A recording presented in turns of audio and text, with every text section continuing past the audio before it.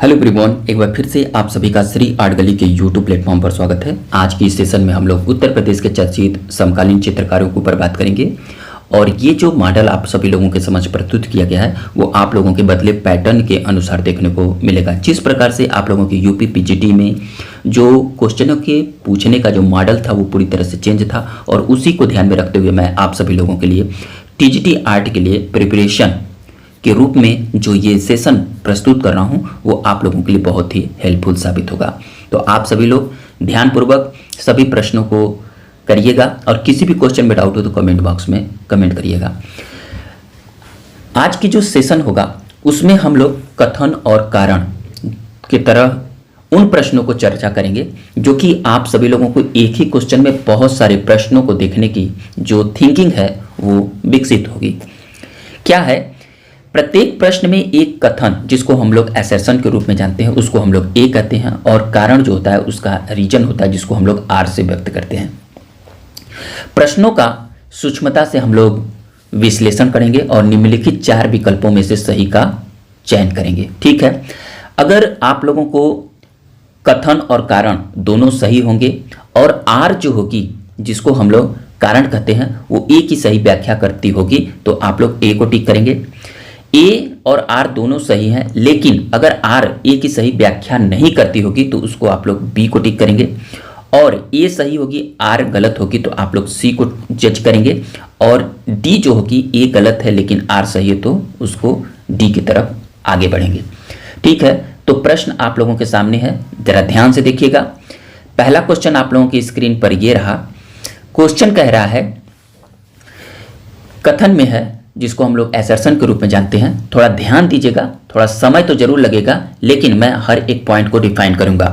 कथन है कि असित कुमार हलदार जी को आप लोग जानते हैं कि जब इन्होंने लखनऊ विश्वविद्यालय में अपनी कार्यभार संभाला तो इन्होंने जो बंगाल शैली की जो सबसे प्रसिद्ध टेक्निक थी वास तकनीक, इन्होंने काफ़ी विकास किया था और इसके ऊपर बहुत इन्होंने प्रयास भी किया था।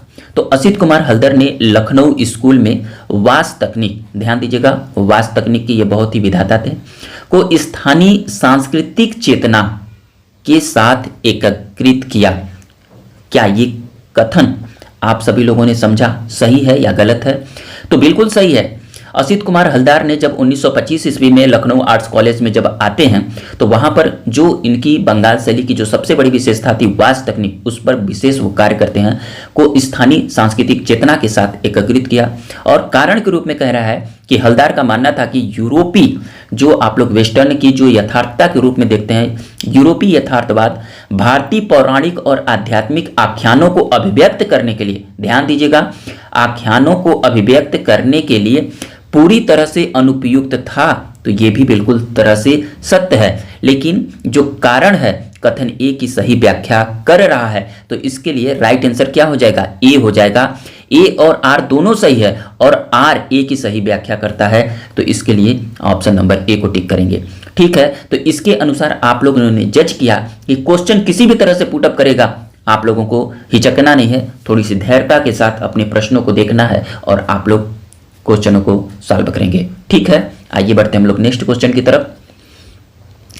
अगला क्वेश्चन कह रहा है, क्वेश्चन नंबर 2 है, कह रहा है कि रणवीर सिंह बिष्ट के चित्रों में हिमालय के भूदृश्यों, जिसको हम लोग लैंडस्केप के रूप में जानते हैं, रणवीर सिंह बिष्ट जो है कि भारत ही नहीं बल्कि उत्तर प्रदेश में इनकी इतनी बड़ी योगदान थी का चित्रण मात्र प्रकृति का अनुकरण नहीं, याद रखिएगा, नहीं, बल्कि मानवीय जिजीविषा और प्रकृति के द्वंद्व का प्रतीक है। ठीक है, क्या इसमें बहुत ही सारी बातें देखने को मिल रही है। और आर क्या कह रहा है कि बिष्ट ने अपने दृश्यों में ब्लैक सन और अमूर्त विरूपण का उपयोग करके समकालीन शहरी अलगाव, जिनको अर्बन एलिमेंट को भी दर्शाता है। तो आप लोगों ने देखा कि रणवीर सिंह बिष्ट ने हिमालय के भूदृश्यों का चित्रण मात्र प्रकृति और अनुकरण नहीं बल्कि मानवीय जिजीविषा और प्रकृति से द्वंद्व का प्रतीक के रूप में इन्होंने चित्रण किया था। ये सही है, लेकिन हिमालय का परिदृश्य सीधे व्याख्या नहीं करता है, ये जो चीजें हैं व्याख्या नहीं करता है। तो दोनों कथन अगर व्यक्तिगत रूप से सही हैं लेकिन विशिष्ट बात यहाँ पर ये निकल के आ रही है कि रणवीर सिंह बिष्ट ने हिमालय और ब्लैक सन दोनों श्रृंखलाओं पर काम किया, लेकिन कारण जो आर है ए के रूप में सही व्याख्या नहीं करता है, तो इसके लिए ऑप्शन नंबर बी को टिक करेंगे। ओके, तो इसको आप लोग समझकर ध्यान दीजिएगा। नेक्स्ट अगर क्वेश्चन के ऊपर बात करेंगे, क्वेश्चन नंबर 3 है। देखिए, ललित मोहन सेन के ऊपर अगर हम लोग बात करें, ललित मोहन सेन जो कि उत्तर प्रदेश के कला में इनका महत्वपूर्ण योगदान रहा है, तो ललित मोहन सेन को उत्तर प्रदेश की कला में अकादमिक यथार्थवाद मतलब एकेडमिक रियलिज्म और ग्राफिक कला के बीच सेतु माना जाता है। क्या माना जाता है? सेतु माना जाता है। बिल्कुल करेक्ट है, क्योंकि ललित मोहन सेन जब उत्तर प्रदेश की ललित कला में इनका योगदान था और इन्होंने यथार्थवादी और ग्राफिक कला के लिए एक बहुत बड़ा भूमिका निभाए थे। कारण के रूप में अगर देखा जाए तो उन्होंने royal college of arts London से प्रशिक्षण प्राप्त किया था। वेरी वेरी इंपॉर्टेंट, पूछ लेगा कि ललित मोहन सेन ने कहाँ से प्रशिक्षण प्राप्त किया था, तो रॉयल कॉलेज, याद रखिएगा, royal college of arts London से इन्होंने कला में प्रशिक्षण और लिया था, जिसके कारण उनके रेखा चित्रों में पश्चिमी शरीर रचना अर्थात एनाटॉमी, जिसको हम लोग जिस भी हम लोग मानव शरीर की रचना के बारे में अध्ययन करते हैं, इसको हम लोग एनाटॉमी कहते हैं, का सटीक प्रभाव दिखाई देता है। ये भी करेक्ट है। तो कथन और कारण क्या है? दोनों सही है, और कारण जो है कथन की सही व्याख्या कर रहा है, तो ये ऑप्शन नंबर ए को आप लोग टिक करिएगा। इसी प्रकार से क्वेश्चन आप लोग ध्यान दीजिएगा। क्वेश्चन नंबर 4 के ऊपर अगर हम ध्यान करेंगे, कथन में कह रहा है कि BN आर्या, जिसको हम लोग बद्रीनाथ आर्या के रूप में जानते हैं, कि इनकी एक प्रसिद्ध चित्र थी सांवरी, बार बार एग्जाम में क्वेश्चन पुटअप किया जाता है, में रूपकों का संयोजन, याद रखिएगा किसका? रूपकों का संयोजन पारंपरिक भारतीय मिनिएचर और चीनी जापानी जल रंग पद्धतियों का एक अनूठा संश्लेषण है। बिल्कुल करेक्ट है।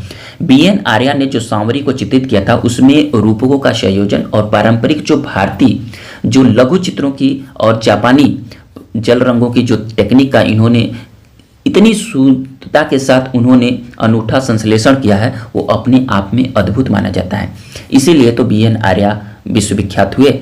अगर कारण के ऊपर बात किया जाए कि सांवरी में जो प्रयुक्त वाष्प पद्धति, याद रखिएगा सांवरी में पूछ लेगा कि किस टेक्निक में, तो प्रयुक्त वाष्प पद्धति केवल रंगों का फैलाव नहीं है, बल्कि यह छाया प्रकाश के माध्यम से रहस्यवाद की रचना करती है। एकदम सही है, अर्थात कथन ए और कारण आर दोनों सही है, और जो कारण है ए की क्या है? सही व्याख्या करता है।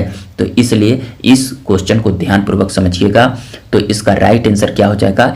ए हो जाएगा। ए और आर दोनों सही है, और आर ए की सही व्याख्या करता है। तो सांवरी के ऊपर जितने भी कंफ्यूजन है वो क्लियर हो गया कि किस माध्यम में लिखा है। तो सांवरी में जो है वो वाष्प पद्धति में इनको बनाया गया है, और इसमें छाया प्रकाश के माध्यम से रहस्यवाद कोई भी रचना यहाँ पर प्रस्तुत की गई है। तो इसको नोट कर लीजिएगा। नेक्स्ट क्वेश्चन के ऊपर बात करेंगे।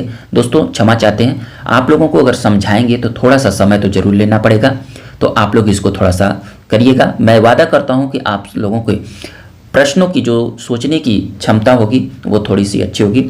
समय का अभाव होने के कारण मैं क्लास तो जल्दी नहीं ले पाता हूँ, परंतु जो भी आप लोगों को दूंगा बहुत ही ऑथेंटिक चीज़ दूंगा, और जो भी आप लोगों की ये क्वेश्चन देखने को मिलेंगे बहुत ही एक सिस्टमेटिक ढंग से प्रस्तुत किया जा रहा है।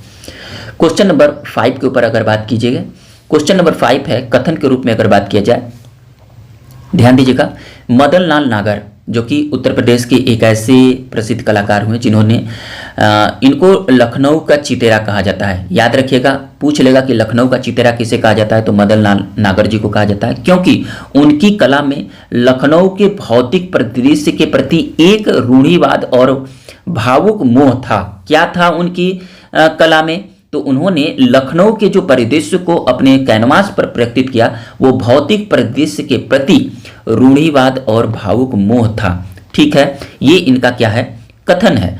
अगर हम लोग कारण के ऊपर बात करें तो कह रहा है कि नागर ने लखनऊ के पुराने कस्बों, याद रखिएगा पुराने कस्बों, गलियों और इमारतों का मानव रूपी संवेदनाओं के साथ चित्रित किया जहां क्षय होती वास्तुकला समकालीन समाज के पतन को रेखांकित करती है।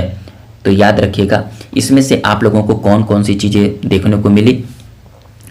तो देखेंगे कि कथन ए क्या है, गलत है। क्यों? क्योंकि नागर साहब का जो मुंह था वो रूढ़िवादी नहीं था, बल्कि क्या था, प्रगतिशील और आलोचनात्मक था। यहां पर क्या कह रहा है, रूढ़िवाद और भावुक मुंह था? नहीं। जो मदन लाल नागर थे उनको लखनऊ का चितरा कहा जाता है, लेकिन याद रखिएगा इनमें रूढ़िवाद नहीं था, बल्कि ये प्रगतिशील और आलोचनात्मक की तरफ मुड़े हुए कलाकार माने जाते हैं।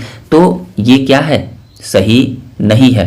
ये क्या है, गलत है। लेकिन आर क्या है, सही है, क्योंकि नागर ने लखनऊ के पुराने कस्बों, गलियों और इमारतों को मानवीय रूपी संवेदनाओं के साथ चित्रित किया, जहां क्षय होती वास्तु कला समकालीन समाज के पतन को रेखांकित करती है।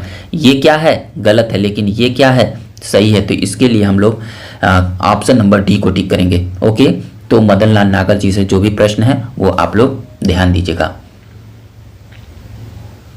अगला जो हमारा प्रश्न होगा क्वेश्चन नंबर 6 है, जय कृष्ण अग्रवाल, जो कि आप लोग जानते हैं कि ये उत्तर प्रदेश के एक ऐसे ग्राफिक आर्ट में इन्होंने धूम मचाया, जो कि उत्तर प्रदेश की प्रिंट मेकिंग में जय कृष्ण अग्रवाल जी का नाम उच्च श्रेणी में रखा जाता है। तो यहाँ पर कथन के रूप में कहा जा रहा है कि जय कृष्ण अग्रवाल के ग्राफिक और प्रिंट मेकिंग कार्यों में ज्यामितीय संरचनाएं और यांत्रिक परिशुद्धता, मैकेनिकल प्रिसिशन हावी है।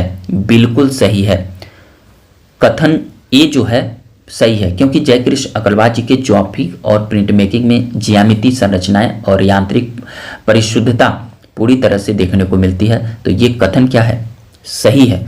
अगर कारण के ऊपर बात करें कि अग्रवाल साहब जो थे वो समकालीन औद्योगिक समाज के भीतर मानव अस्तित्व के अकेलेपन और पहचान के संकट को अमूर्त रूपाकारों के माध्यम से व्यक्त करना चाहते थे। तो आप सभी लोगों ने देखा कि जो कथन है वो तो सही है, और कारण क्या है, ये भी सही है। कारण ए का, कथन का सही व्याख्या करता है, क्योंकि जय कृष्ण अग्रवाल जी प्रिंट्स में ज्यामिति ग्रिड और यांत्रिक जो तत्व थे आधुनिक मानव की अकेलेपन और शहरी अलगाव की स्थिति को व्यक्त करते थे। तो ये सही है, अर्थात ए की तरफ हम लोग बढ़ेंगे। ए और आर दोनों सही है, और आर जो है ए की सही व्याख्या करता है। तो ये क्वेश्चन क्या है, बहुत ही इंपॉर्टेंट है। नेक्स्ट पॉइंट पर अगर हम लोग बात करेंगे, क्वेश्चन नंबर 7। क्वेश्चन नंबर 7 कह रहा है, कथन के रूप में कह रहा है कि रामचंद्र शुक्ल, ये रामचंद्र शुक्ल के ऊपर बात किया जाए। रामचंद्र शुक्ल की समीक्षावादी कला ने समकालीन समाज में, क्या है, समकालीन समाज में व्याप्त राजनीतिक पाखंड और प्रशासनिक भ्रष्टाचार पर सीधा प्रहार किया। क्या ये सही है?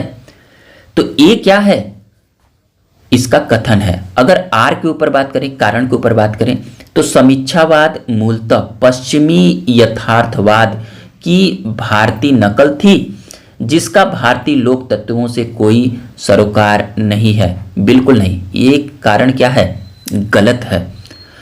तो इसमें क्या देखने को मिल रहा है, ए केवल सही देखने को मिल रहा है कि रामचंद्र शुक्ल जी समीक्षावाद कला ने समकालीन समाज में व्याप्त जो राजनीतिक पाखंड और प्रशासनिक भ्रष्टाचार का सीधा प्रहार अपने चित्रों के माध्यम से किए थे।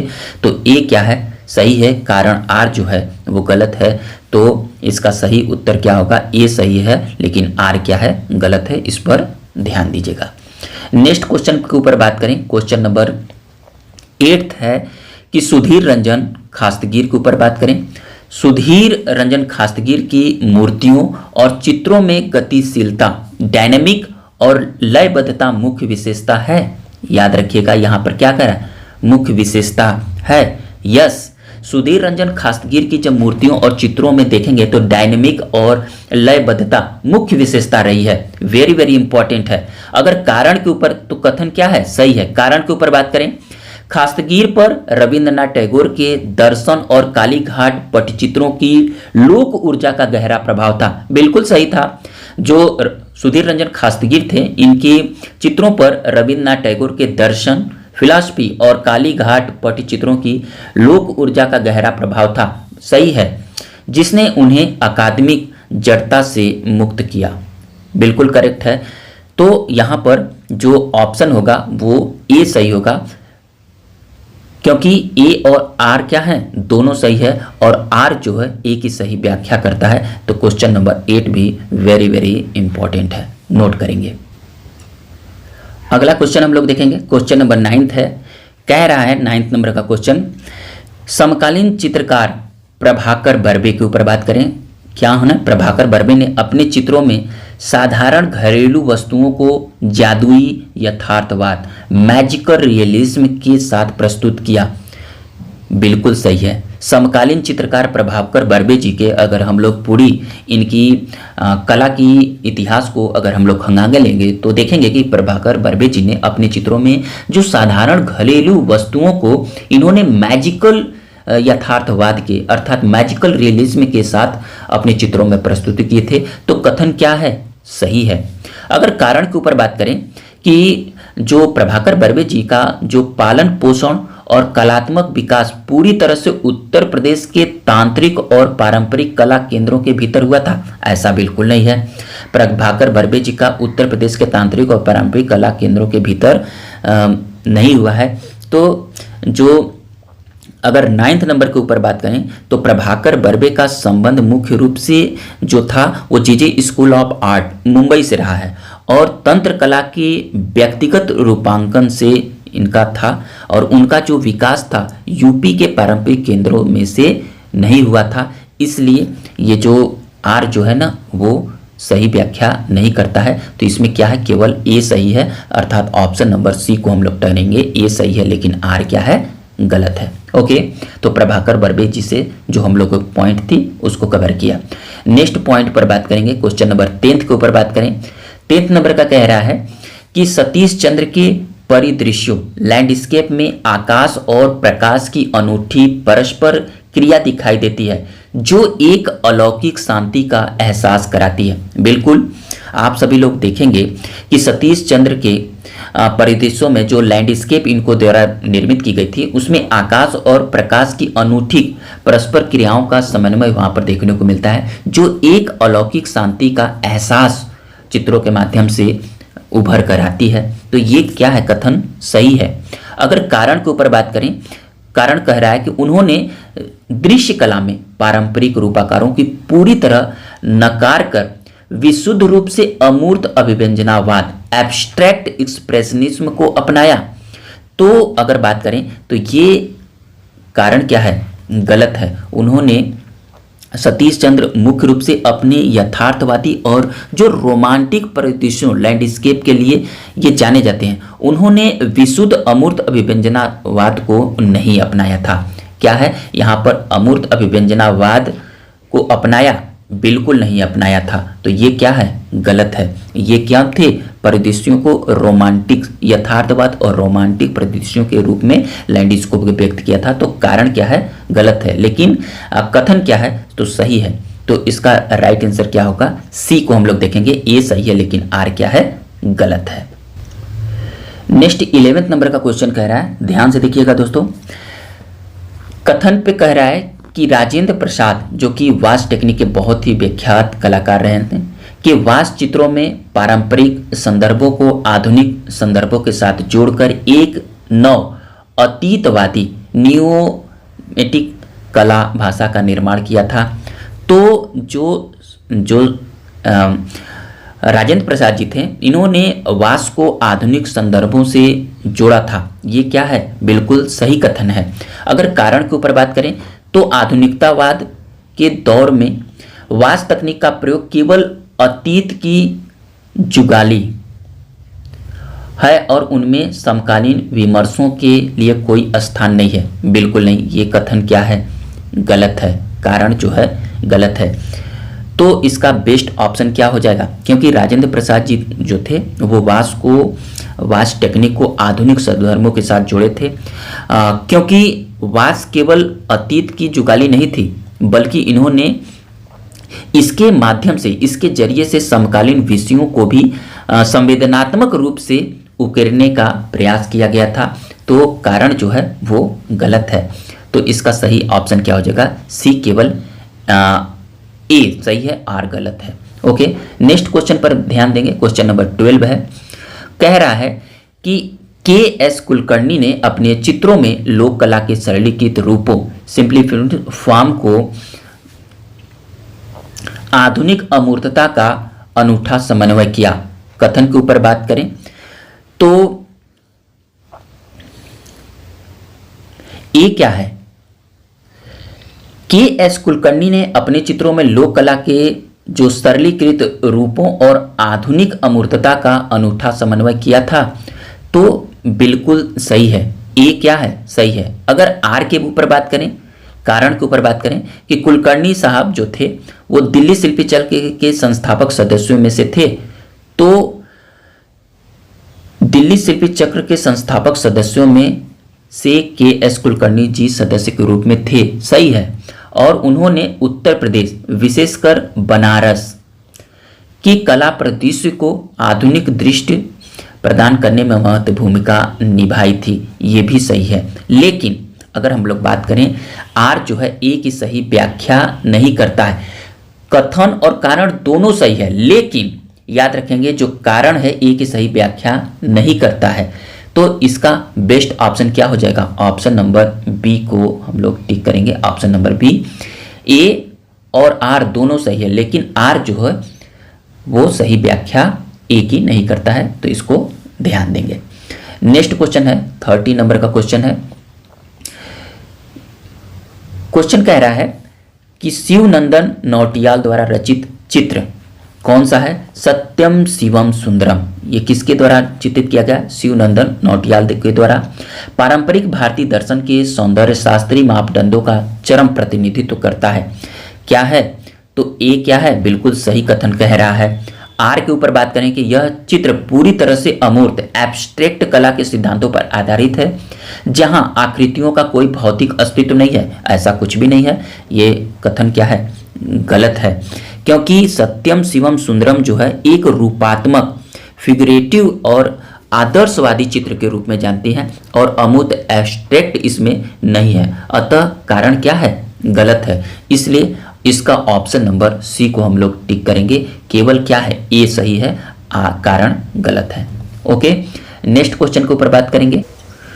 क्वेश्चन नंबर 14 है कि योगेंद्र नाथ योगी, जो कि बहुत ही इंपॉर्टेंट है, योगेंद्र नाथ योगी रेखा चित्रों, ड्राइंग में रेखाओं का प्रवाह अत्यंत सशक्त है। इनकी जो रेखाएं हैं ये अत्यंत सशक्त हैं, जो सामाजिक विद्रूपताओं को तीखेपन से उजागर करता है।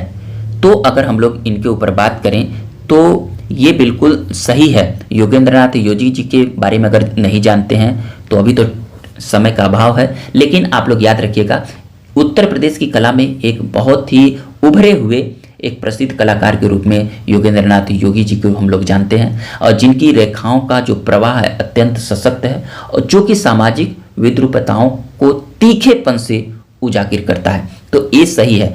कारण के ऊपर अगर हम लोग ध्यान दें तो योगी ने व्यावसायिक विज्ञापन कला, जो कि कमर्शियल आर्ट के सिद्धांतों को ललित कला में समाहित किया। तो दोस्तों ऐसा नहीं है। योगेंद्र नाथ योगी जी के कमर्शियल आर्ट के सिद्धांतों से ललित कला में समाहित नहीं किया, जिससे उनके चित्र पोस्टर जैसे प्रतीत होते हैं, ऐसा नहीं है। मैं आप सभी लोगों को ध्यान आकर्षित करता हूं, योगेंद्र नाथ योगी जी के जो रेखा चित्र थे वो सामाजिक विद्रूपताओं पर प्रवाह करते हैं, लेकिन वे पोस्टर जैसे नहीं दिखा देते हैं। उनमें शुद्ध ललितात्मक या जो ललित कलात्मक रेखाओं का विन्यास दिखाई देता है। तो कारण क्या है? ये गलत है। इसलिए हम लोग ऑप्शन नंबर सी को टिक करेंगे। केवल क्या है? ए सही है, लेकिन आर क्या है? गलत है। नेक्स्ट क्वेश्चन के ऊपर अगर हम लोग बात करें, क्वेश्चन नंबर 15 है कि विश्वनाथ मेहता का एक बहुत ही प्यारा सा चित्र है प्यास, थ्रिस्ट जैसे वास चित्रों में मानवीय संवेदनाओं की सूक्ष्म अभिव्यक्ति मिलती है। किसके? विश्वनाथ मेहता जी के बहुत ही फेमस जो पेंटिंग है उसका नाम है थ्रिस्ट, जिसको याद रखिएगा, प्यास। तो अगर हम लोग बात करें तो ये कथन एकदम सही है। कारण के ऊपर अगर ध्यान दें तो लखनऊ स्कूल की वास तकनीक ने कलाकारों को तैली रंगों ऑयल कलर की तुलना में अधिक पारदर्शी और भावात्मक गहराई प्राप्त करने का अवसर दिया था। तो ये भी क्या है, सही है। और कथन का कारण क्या है, सही व्याख्या करता है। तो इसका बेस्ट ऑप्शन क्या हो जाएगा, ए को टिक करेंगे। ओके, तो ए और आर दोनों सही है और आर जो है ए की सही व्याख्या करता है। तो दोस्तों इस प्रकार से समय को ध्यान में रखते हुए आज मैंने आप सभी लोगों के समझ एक व्याख्यात्मक रूप से प्रश्नों के माध्यम से हम लोगों ने 50 क्वेश्चनों को ध्यानपूर्वक किया। समय को ध्यान आप लोगों के साथ रखना है, तो आप लोग इसको समझिएगा और किसी भी क्वेश्चन में डाउट हो तो कमेंट बॉक्स में कमेंट करिएगा। अगर ये क्वेश्चन और ये मटेरियल और ये मेरे शैली अगर आप लोगों को समझ में आए तो प्लीज़ कमेंट बॉक्स में कमेंट करिएगा।